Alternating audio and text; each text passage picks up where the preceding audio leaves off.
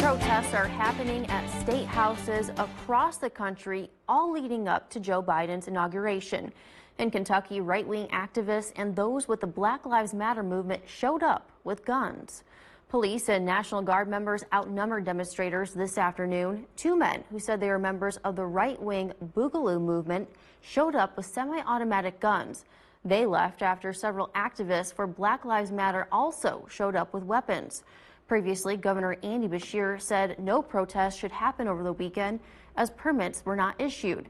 He spoke out during a briefing today saying this cannot continue any further. We're also blessed to live here, and it's truly being challenged right now.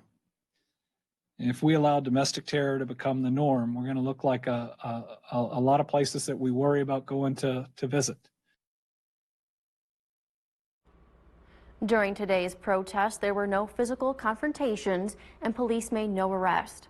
Top Kentucky State GOP lawmakers issued a joint statement on Friday asking that if demonstrations do happen, to remain peaceful. In Illinois, Governor J.B. Pritzker is reminding residents of his efforts to keep Springfield safe.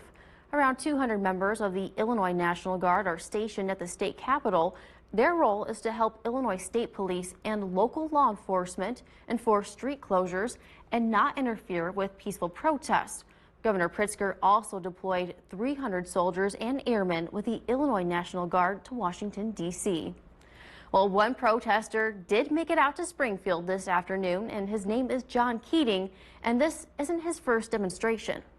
I went into both Kenosha and Ferguson knowing that there was going to be this type of National Guard response, because standing up for black lives and people murdered at the hands of police is a worthwhile cause to put yourself in a situation like that.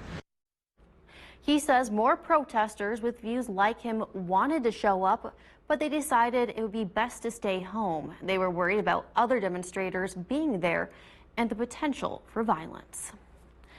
Some constituents are demanding U.S. Representative Mike Bost to resign. A group of protesters rallied in O'Fallon yesterday across the street from his office, carrying signs like "Bost must go" and "Stop supporting sedition." Bost was in Washington on the day of the Capitol attacks to support Republican calls over rejecting election results from key states that Joe Biden won.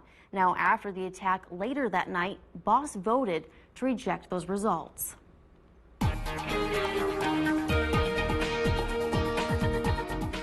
Well, it's feeling more and more like winter with us seeing flurries today, and it's actually been a few days of us seeing flurries in a row now.